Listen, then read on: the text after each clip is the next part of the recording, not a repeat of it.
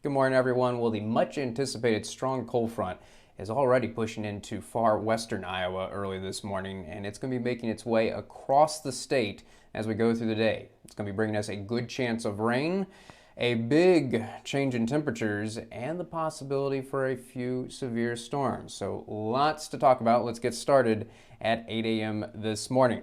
And the chance of rain for the morning commute is only in the central and western part of the state, and even for the central part of the state, it's a small chance. We're just talking about isolated showers. But from Denison on to the west, a good chance of rain. And look at that temperature in Sioux City at 8 a.m.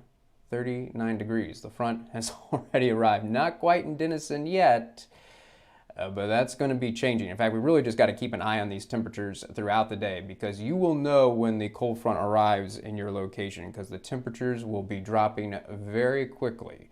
For example, keep an eye on that temperature in Denison, 60 at 8 a.m., but we jump ahead to 11 a.m., 42 degrees. Now, I'm stopping things at 11 a.m. because I think this is the earliest we could start to see a couple of thunderstorms pop up. And the problem today is, though most of the storms that form will not be severe, I do think that we're going to see a few severe storms today. There's just enough ingredients where it could get a few storms to overachieve. The chance for storms is anywhere where temperatures are going to be in the 60s or 70s. If temperatures are in the 50s, 40s, or 30s, too cool for thunderstorms, so you don't have to worry about any severe storms if you're in the western part of the state. But for the central and eastern part of the state, where those temperatures will, for some very briefly, reach the 60s or 70s, got that chance for storms, and also the small chance for severe storms. So beginning in the central part of the state, at the earliest, the possibility for severe storms about 11 a.m. this morning. Let's jump ahead to 2 o'clock and look at the crazy difference in temperatures from the eastern part of the state to the western part of the state. Sioux City, 2 o'clock this afternoon, still 38 degrees.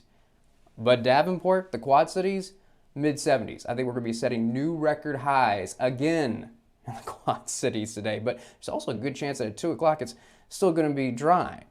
Still got to mention the chance for storms and possibly severe storms from Waterloo on to the east, anywhere where those temperatures are still in the 60s or 70s. But places like Des Moines, Mesa City, look how the temperature has dropped, now just sitting around 52 degrees. And what we're probably going to see, there is going to be a period where there's probably going to be about 2 lines of showers and storms, some activity ahead of the front. That's what you're seeing around Iowa City and Dubuque. And then still some activity right along the front, which about 2 o'clock should be pushing in right around the Waterloo area. And the other thing I've got to mention for everyone, no matter where you are in the state today, it is going to be windy with gusts 30, 35 miles per hour. But that's going to make a big difference if it's windy and in the mid-70s in the Quad Cities, not too bad, versus windy in Sioux City, where that 38 is probably going to be feeling more like 28 this afternoon.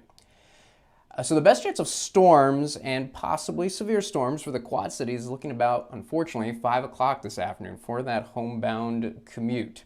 And at this point, the cold front is starting to catch up with the line of showers and storms. It's probably going to be ahead of the front as well. It's just going to kind of merge into one solid line. So for the homebound commute, I'm going to mention isolated showers, once again, possible in the central part of the state, but the good chance of rain in the eastern part of the state, no chance of rain for the homebound commute for the western part of the state. Now, by the time we get to 8 o'clock, look how the temperature has dropped even in the Quad Cities. The warm temperatures, got to say goodbye to them. 8 o'clock could be about 55 in the Quad Cities. And so now that temperatures, look at the 20s, by the way, showing up in the western part of the state, by this point, since all temperatures are out of the 60s and 70s, the chance for severe storms coming to an end. Also, what we're going to see is a slight difference in the eastern half of the state versus the western half of the state. I think it's just going to stay windy with gusts still hanging out around 30 miles per hour, especially as you get up into the northwestern corner. I think that's where the winds are going to be the strongest. But as you go to the south and east, I think the winds are going to come down once the sun sets and once that front clears us, and we'll just call it breeze. The winds aren't going away, but not as strong as they're going to be during the afternoon hours. Gusts are mainly going to be around 20 miles per hour or so. We've also got to talk about how this front is going to be temporarily stalling out. Because look what happens from 8 o'clock to 11 o'clock. Still a good chance of rain in the far eastern part of the state, including the Quad Cities area. Now by 11 o'clock, not even seeing any storms at this point. It's just going to be plain old rain, but I still think a lot of it. And look at that purple and blue showing up as temperatures continue to drop. I do think there's going to be a brief window where we could see a little bit of a rain-snow mix, a few flakes of snow coming down.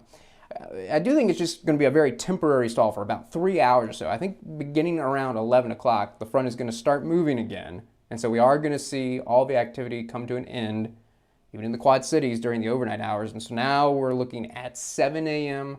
tomorrow morning. It's going to be completely dry. That's good news for the morning commute, but whew, look at these temperatures. 31 in the Quad Cities, and that is the warm spot. Check out Sioux City, 18. Denison, 18. And still, early tomorrow morning, breezy to the south and east, windy to the north and west, with those gusts around 20 miles per hour to the south and east, but still around 30 miles per hour to the north and west. So it is not going to be feeling this warm. For places like Iowa City, Davenport, you can take about 5 degrees off the temperatures, and that's what it's going to be feeling like. But where it's going to be windy up towards the northwest, you have to take about 10 degrees off the temperatures. So what this means is feels like temperatures no warmer than the mid-20s early tomorrow morning, and as cool as around 10 degrees early tomorrow morning if you're in Sioux City or Mason City.